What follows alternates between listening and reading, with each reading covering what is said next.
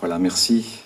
C'est vrai qu'on peut dire que ces initiatives aussi nous aident à être en communion avec des initiatives semblables qui sont vécues dans d'autres lieux et dans d'autres communautés chrétiennes.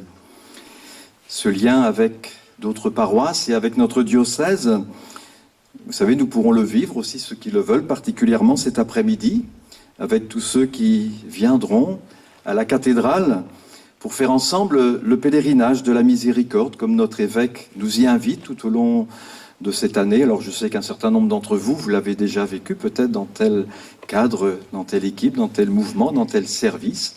Voilà, nous proposons à tous ceux qui le veulent, eh bien de le vivre aussi cet après-midi, en faisant ce petit parcours au sein de la cathédrale. Enfin, c'est vrai que ça fait découvrir des choses, d'abord qu'on ne connaît peut-être pas toujours de cet édifice. Et puis bien sûr, c'est avant tout aussi une démarche d'échange et de partage, comme on a pu le faire en écoutant ces deux témoignages.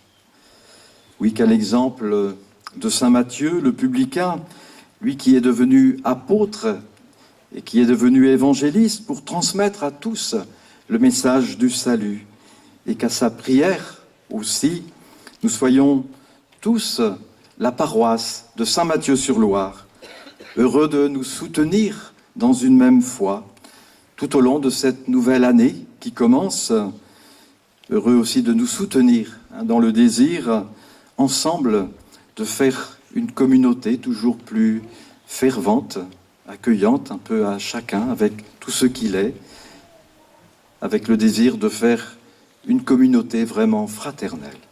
Amen. La première lecture de saint Paul était très belle, aussi.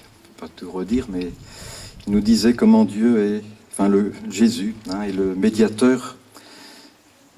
C'est lui qui fait le lien entre Dieu et tous les hommes. On sait bien que notre foi, c'est pas de vouloir forcément convertir tout le monde à notre religion, mais c'est avant tout, dans les dialogues aussi possibles aujourd'hui avec d'autres religions, c'est de proposer un peu tous ces actes d'amour, de miséricorde qui pour nous témoignent profondément de notre foi. Et c'est dans cet échange avec les autres, quels qu'ils soient, bien que nous pouvons accueillir le Christ, lui qui a donné sa vie justement pour que l'amour soit source de vie, l'amour plus fort que la haine et la vie plus forte que la mort.